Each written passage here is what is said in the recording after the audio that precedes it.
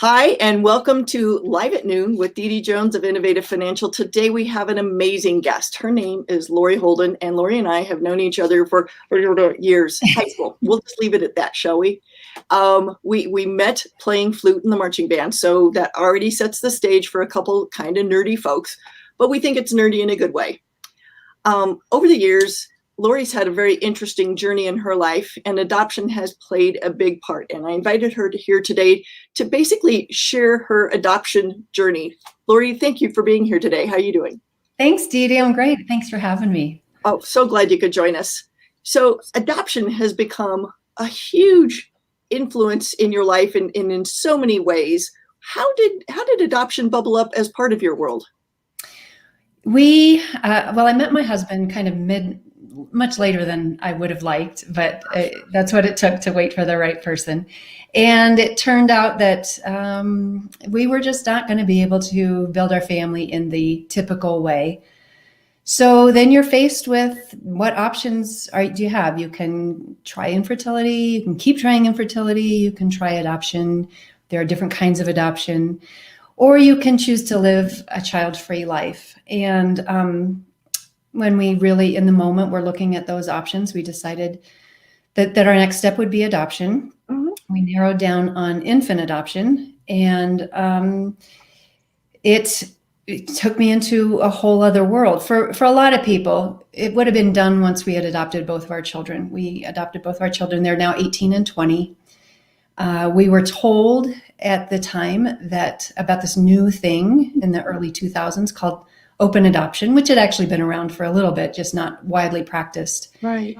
And that was fascinating to me to consider this new way of doing something that I thought I knew about. I had known friends who had been adopted. I had known friends who had gone away to place a baby for adoption.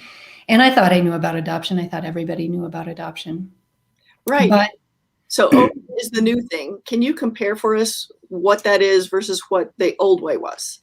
Yes. So the old way is closed adoption. Okay. And that's even today, that's what everybody knows about adoption, because everybody thinks they know about adoption. And it is such a nuanced and complex world that there's nobody who knows about adoption. The people who know about adoption the most, I would say, would be adoptees. And so we should all take opportunities when we can to listen to what adoptees have to say about adoption. But in closed adoption, there were a lot of things going on in the 20th century that led to this era of closed adoption. There was the baby boom after the war. Mm-hmm. There was this movement from working class to middle class that made families really want to be conforming and not doing anything to move their families backwards from social mobility. So when a woman did get pregnant, she didn't have a whole lot of options. That brought shame to the family. She was sent away. And one of the books I would suggest reading is a book called The Girls Who Went Away by Anne Fessler. Okay. That talks about it from the birth parent. We'll add that in the notes after this. Okay. Okay. That kind of tells what it was like from the birth parent perspective. And it was really kind of a convergence of lots of very unfortunate things for women who found themselves in an unplanned pregnancy in those days. Because first of all, there was very little sex education. They weren't even sure. They didn't know what caused it. They hadn't been taught. Sex was something that parents didn't talk to their kids about. It was just something they weren't supposed to do. They were supposed to just kind of ignore the biological urges that are pretty strong as in teens and 20s. And then they would get shunned or, given up by their families. They had to go away. They had to keep it secret. So this is the time when we made everything so secret and shame-oriented. It was shameful for a woman to get herself pregnant out of wedlock, because that's part of the other part of this is that it was the women who bore the brunt of this. Always, yes. Not so much the men. But it was also shameful to be conceived out of wedlock. So intergenerational shame. Yes. What a mess.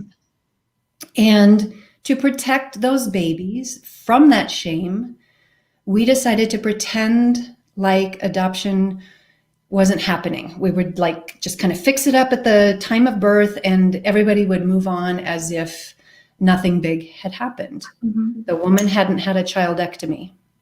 Oh, And it was also shameful to not be able to procreate. So infertility was shameful too. So the family, the people adopting a baby, were told, pretend this never happened. You just raise the child as your own.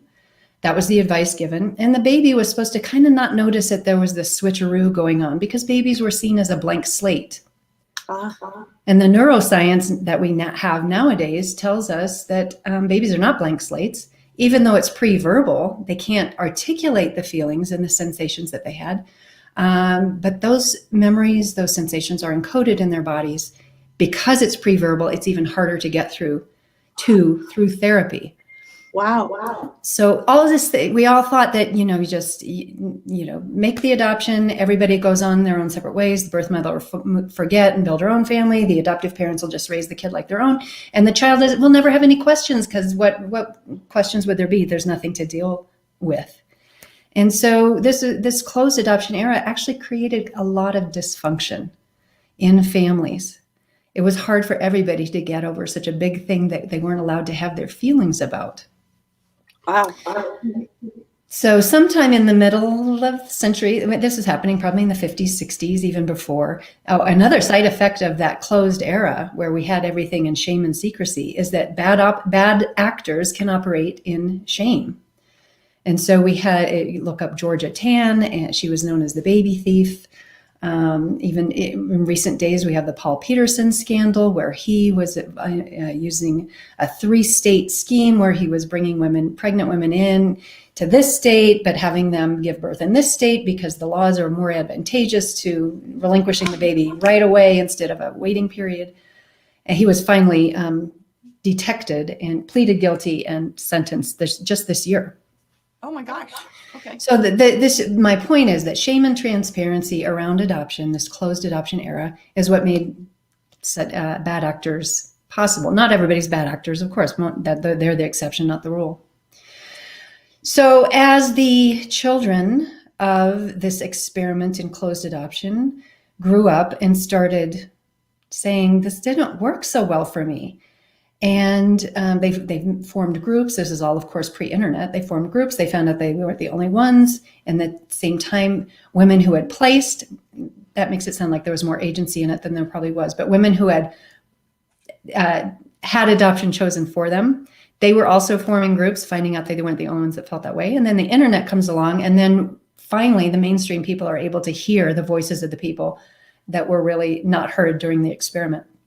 And so open adoption became something that professionals started to say, well, maybe we should have some contact. Maybe there should be some truth and transparency in this, in how we're doing it. And so that's about when I entered, is people were saying, let's go have contact. Why don't you don't be so afraid of the birth mother. And I have to tell you, Dee Dee, when I was sitting there getting my first training in what open adoption was, I was really kind of excited by this idea, because I thought, I really didn't want my kid turning 18 and then going out and finding their birth mom and turning away from me towards her. And I thought, if I can have her around the whole time, then she won't have that kind of boogeyman feel to her, that pull for her. So let's just be in contact the whole time. She'll be demystified, and it'll be good for me. So I was thinking it would be good for me. Yeah, I would feel less guilty, Yeah, because I know what's going on. And at that time, it was all theory to me. But then when we submitted our adoption profile, which is like your resume that you're trying to now, instead of having the agency choose which babies go to which homes, the pregnant woman, the expectant woman, can choose who she would like to parent her child. So we wrote something to her, even though we didn't know who she was. We got picked fairly quickly. And then it went from being theory to like an actual person, a woman who could make me a mother, and or not. Very powerful. It's very it's a fine line to walk ethically with. She has not made the decision. She can't make the decision until the baby's born. Mm-hmm. And even at that time, it has to be a freely made decision and not out of any kind of obligation or expectation or anything like that. So there's a lot. Those are some of the things I've learned along the way, but I couldn't see those at the time. But all of a sudden, when she was a real person in front of me, she's got her own story. She's got her own struggles. And then this happened a second time with my second child. It's like, these are other people's lives. These aren't just storybooks, or novels, these trash novels. These are people who really have to go on with their lives and figure out how to go on, because this is a painful thing. Like I said, a childectomy. And if she was going to make me a mom, I wanted to be if she was going to trust me, I wanted to extend to her the same kind of trust. And so we invited all four of our children's birth parents have been in our lives in some form over the years. To the extent that they're capable of it. Yeah, well, there's a lot of opting in. I didn't want to ever be the player that wasn't opting in, or I didn't want to be that gatekeeper who was saying, no, this isn't going to happen. If I was going to say no, I had to have a good reason behind it that had to do with safety or well-being. Mm-hmm. But they also have to opt in to have a relationship. And then at some point, as my children grew up and took over the reins of their own relationships, they had to decide if they wanted to opt in too. That's a lot of management. It's a lot of allowing to happen and checking my own motivations about the decisions I make. Mm-hmm. So that's kind of the new thing is open adoption, which I think most people at this point take as you're going to have contact with your child's other parents. And that's a piece of it, but we're finding that's not the piece that really makes the difference to the adoptee growing up. Really? What really makes a difference to them is openness. It's the open part, not the contact part. What does that look like? What that means is, how capable and inviting am I as their mom for them to bring me any adoption-related issues they're feeling or having? If they're wondering about their birth mom, if they're wondering about their birth dad, if they're missing their birth mom or birth dad, if they're jealous of their birth siblings who are having this other life somewhere, am I safe and expansive enough that they can come to me and talk to me about those feelings?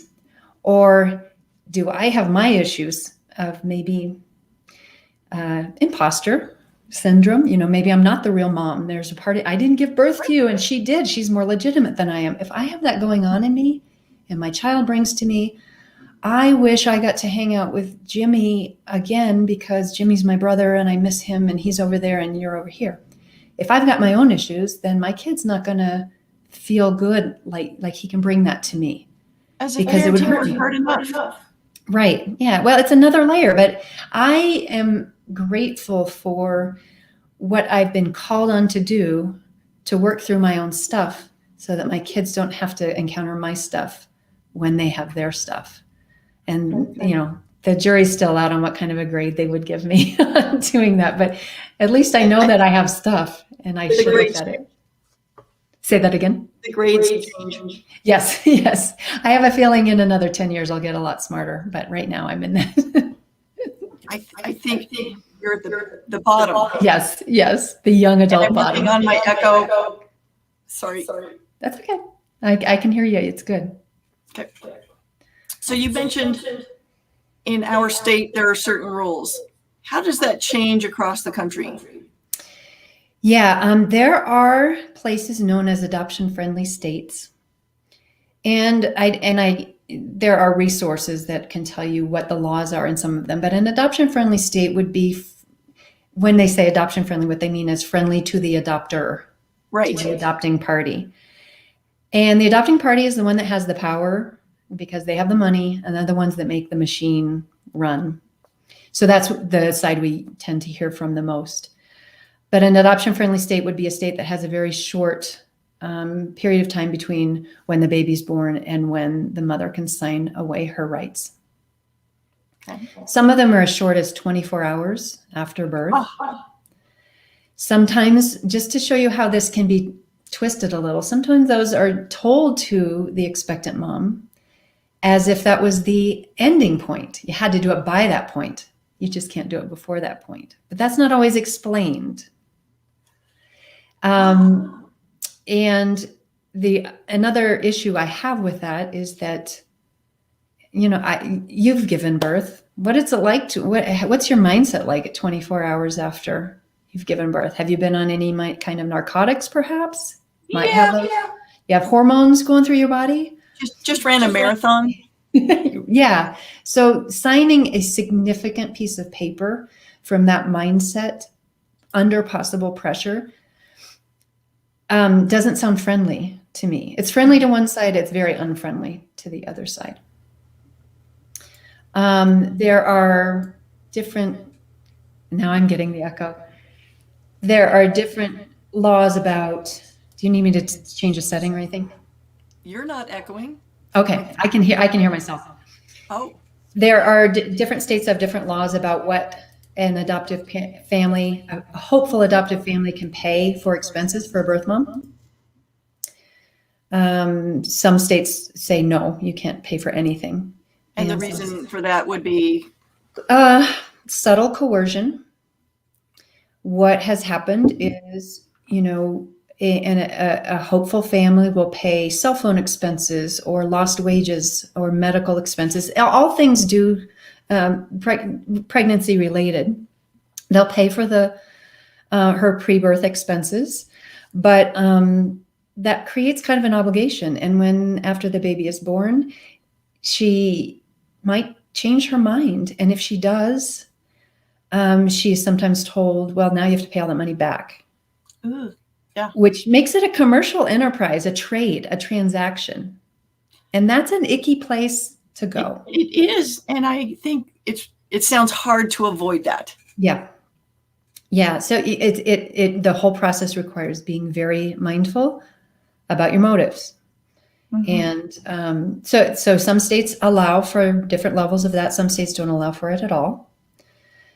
I'm trying to think of some of the other adoption-friendly states. Some states, Colorado is an agency-only state. So Colorado says that you have to go through a licensed agency. Okay. Some states don't. You can get on the internet, find the top listing when you Google, I want to adopt a baby. You find yourself a broker. They find you a baby. Because and word broker, oh my gosh. And they're at the top of the Google search because they paid to be there. They paid a lot of money to be there. It's a very expensive arena in terms of search engine optimization. Right. So there are cases where you find somebody to find you a baby. They that mother goes into labor and tells the adoptive parents, come get the baby, and they cross a couple of state lines. They go into the hospital with a fax saying, here's my attorney's letter. I'm here to pick up this baby. And so there's been no agency counseling. There's been no options counseling for the mom. There's been no talk about how to help her parent if that is something that she, if she's got a temporary problem, let's solve that temporary problem and support her in parenting. If, maybe it's not a temporary problem, but the point is it hasn't been explored. Mm-hmm. So it's just, there's a lot of fraught things going on. There's not equal protections for both sides. Right. So there's sides never necessarily, all the parties are not equally protected. That's a very better way.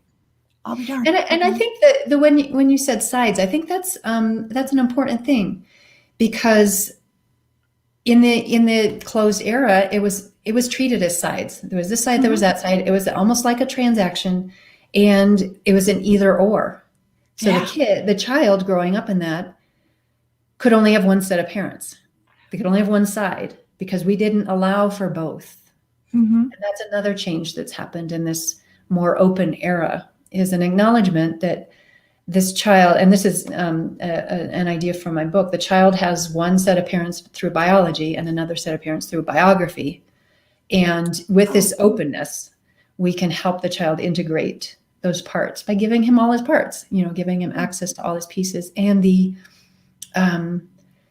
the space to think and wonder and question and self-discovery. Yeah, exactly. I mean, you think about, Dee Dee, when you and I were in high school, how hard is it to build your identity in those days? You don't know who you are. You're trying to figure it out. No. But having that added element of not knowing your origins, your heritage, your roots. And and what, impacting your worth. Someone gave me up. Yes. You don't know why. Yeah. Why, so what, to what end? What does that then mean? Yeah.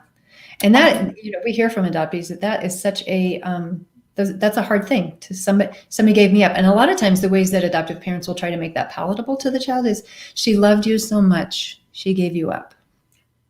So think about that for a moment. What does that mean in terms of love? Yeah. Do you think that idea might get in your way of forming lasting relationships? Yeah, that totally warped the concept of love to a small, as a fully formed adult, maybe I can parse that and live with it. But as a child, there's no way. Right. So a lot of things that came out of the well-meaning policy of protecting that baby from the shame of being conceived out of wedlock ended up hurting.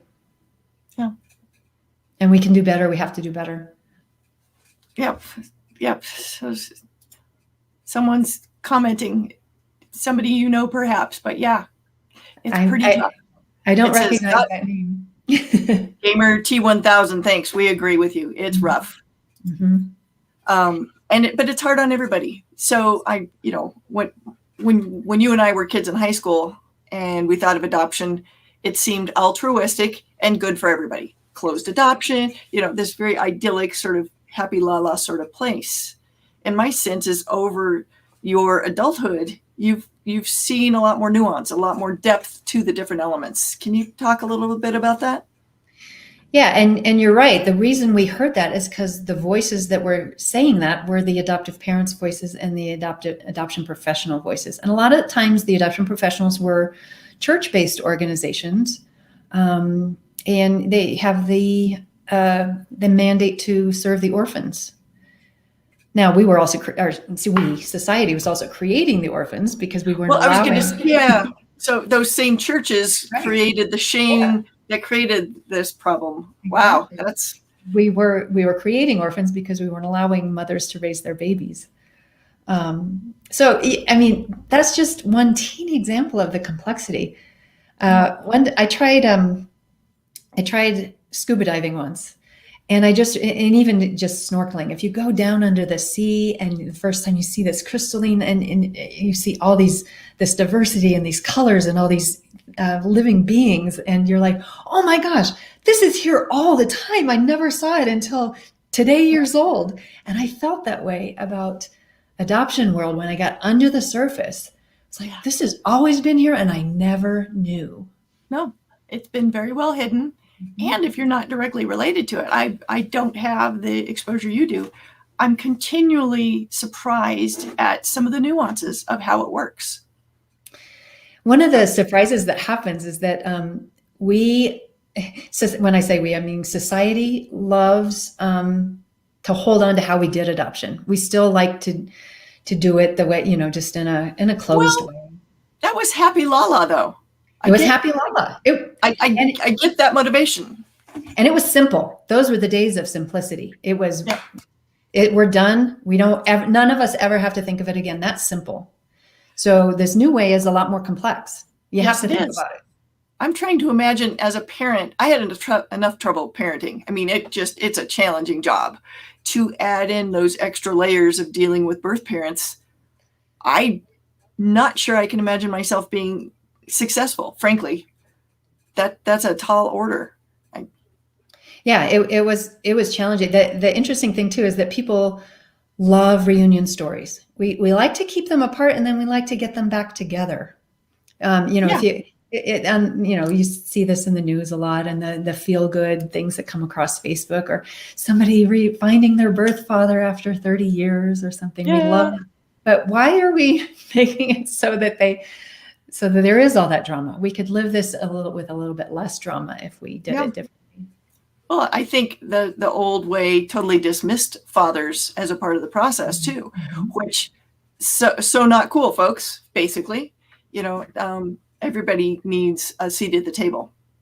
Yeah, and what we hear from adoptees is that mother connection is so intense. They're when I say birth mom, I mean the woman who gave birth to them, and she has that genetic and that biological connection. And it can't be denied. And for me as an adoptive mother, to deny that is just foolish. I mean, you can't.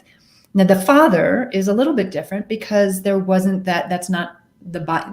You weren't joined to that body at one point. But as adoptees get older, they are looking for the genetic connections. They are looking for the face that looks like theirs, whether that's their father or their father's parents or their father's other children. That means so much to an adoptee to find that genetic mirroring. So as adoptive parents, if we can figure out how to make ourselves okay with all that, it's going to be easier for us. So this is what I was talking about before. We used the either or. We were in a very long either or period. I'm really pushing this both and. Let's just acknowledge what is and, give my children the space to have all their pieces, and them thinking about their birth parents doesn't take away from me. We can all be legitimate. There's enough. There's enough. Coming at it from scarcity or coming at it from abundance. Right. And love should be in abundance, right? It is, if you choose to see it so. As we say, love is not a pie. I like that. So if you were working with a couple that found themselves choosing adoption, that adoption is the right move forward, what does the horizon look for them? What kind of path should they expect to see, or should they seek out perhaps? So they would first need to decide which type of adoption they want to do. And the three major types would be infant adoption, foster adoption, adopting through the child welfare system, or international adoption. Okay. Is surrogacy part of the infant adoption? That it really falls more into the realm of infertility or fertility treatments. Okay, we'll set that one aside then. Thank you. International adoptions are going down. There's fewer. Okay. There's fewer countries open to Americans. I know there's a lot being said right now about Afghanistan and Afghani orphans, and that's fraught. We should probably be helping people maybe stay in their culture and with their kin as much as possible. We always, the conventional wisdom is that adoption gave a better life, and that's not always true. It gives a different life. If you listen to adoptees, that's what they'll tell you. Some will say a better life. I shouldn't speak for everybody. Right, but it's a gamut. It isn't always better. Right. Sure. Infant adoption is also there are so many more people wanting to adopt than there are newborns available for adoption. Like, I don't even know the factor, 36 couples waiting or people waiting for each possible baby. Like the Denver real estate market right now, but that's a different story. Yeah, and inevitably we end up speaking about adoption, which should be a child welfare endeavor. We look to the marketplace. We talk about it as a marketplace, and I think we need to try to supply and demand. Supply and demand. Should it be? Is there a better way to do it? Because we're talking about humans, and we are talking about all of us are against human trafficking or selling of humans. Well, and we're talking about the lives of many, many people. One child being adopted, there's the biological parents, there's the adoptive parents, and then extended family and the relative, communities where the child's leaving and going to. That's a huge impact. Mm-hmm. Mm-hmm. So, the third way would be foster adoption. And the challenge for somebody who really wants a baby is babies come through that system less often than older children. Mm-hmm. That could be toddlers on up to teenagers. Sometimes there has been trauma. So there's people would say all adoption is trauma, because that separation from the woman who give birth to is trauma. So we're talking about a different kind of trauma. So parents going this way need to go in with our eyes wide open and be prepared for that. Because that's not nothing. Right. And also, if you're going to take that route, you have to know that the child welfare system has their number one priority, if they can, is to try to reunify families. Mm. So it's a little, it's tenuous. Any of these ways, and one thing I would want to tell anybody looking to adopt is you are not entitled to a baby. That's a hard truth. I would find that very hard to have heard. but it would have been good advice. Nobody's entitled to a baby. Right. There are a lot of racial issues to consider in the ways we do all adoption. There's a classist element to how we do adoption. Well, that was a huge component in the 50s, as you mentioned. Yes. Yeah. Moving babies from one class to another. Georgia Tann, the baby thief, she started out, again, well-meaning, just let's save people from poverty. Let's take babies from poor people and give them to wealthier people. And then she got super corrupt because she made a lot of money doing that. She was the baby broker of the stars, Joan Crawford of Mommy Dearest, adopted through Georgia Tann. Wow. Okay.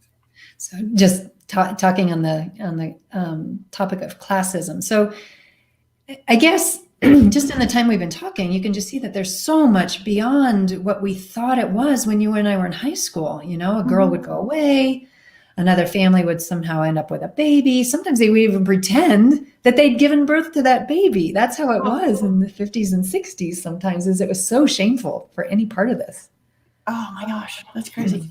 So if you're this couple, this is the road ahead of you. Where do you start? I'm sort of thinking you need to start with a therapist. That is a great idea, and not many people think about that. But yes, I'm preparing a new podcast episode myself on adoption competence for parents and finding an adoption competent therapist for the family, because at some point it's likely that they will need one. So yeah, just better understanding the complexities of adoption. Because if you go into it thinking it's just this one simple pat thing, you're going to be gobsmacked. And people are gobsmacked all the time by things that come out in trying to live adoption the way we were taught about it from the closed era. And even though we're not in the closed era, we still think in those lines. Right. Yeah. You don't see cards on the greeting card aisle that says birth mom birthday, right? Yeah, it's right. just not there. Yeah. So it's not, I think it's acknowledged, but not embraced to some degree. And, life is already complex. Nobody's looking to add complexity. So most people aren't really thinking about all the deeper issues that are going on.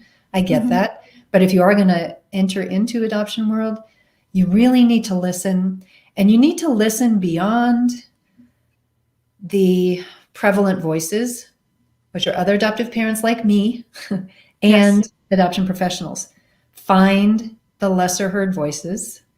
My August episode was about that. I interviewed a woman who had placed and an adult adoptee about the myths that people have about adoption, because what they know is based on listening to those loud voices, not to all voices.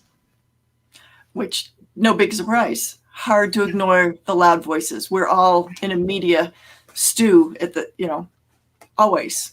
Absolutely. No matter the topic. So sure. And so the loud voices are still saying it's really simple. Don't worry about it. Is that what I'm hearing from you? Well, they'll see things like, well, just adopt. I mean, anybody going through infertility, if they tell their community, people say, well, always adopt. As if it's, oh, okay, let me just go to the store. Let me go to Walmart. Well, put in my card and I'll wait 6 months and I'll have my baby. Infertility, way expensive. Adoption, not far behind. It just depends on your experience. It's no matter, good fertility is, it's always your best choice, right? Not a choice. Yeah. We know this. Being a financial advisor, I see this sometimes of people trying to anticipate costs, be it just having kids or walking down the adoption or dealing with fertility. And not only do people just go, well, just do some fertility or just adopt. They don't understand the financial peril they're suggesting to folks. Not that being childless is the only way to guarantee your finances. It's way more complex and nuanced than just adopt, like you're saying. So financially, emotionally, and all those other fingers. All the kinds of costs, the emotional costs as well. And what I'm starting to pick up on is, I entered this online world. It was even before Facebook, but I entered it through the fertility door. We had already adopted our kids, but I ended up in more of a fertility community. And there's a few ways out of infertility. And the way that's getting the least amount of airtime these days is I am starting to hear more about it. And that is to reconcile with living child free. That is an option that socially is not quite as acceptable yet. There's still shame around it. I have clients come to me who don't have kids. They're later in their years, and you can hear the shame in their voice, the disquiet when, because when I talk to folks, so do you have any kids? Oh, well, no. It's like, it's okay. Yay, this is the life you have and this is how it is.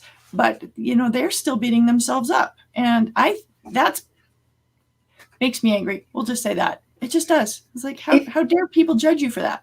If you are trying to build your family to the degree that you can make child-free, some call it childless living when it's not a choice, but if you can make that a viable option for yourself and set up some guardrails for if you do decide to pursue more fertility treatments, or if you do decide to pursue adoption, how will you know when you've gone your distance? Yeah. Financially, emotionally. How Right. will you know when to step off that track?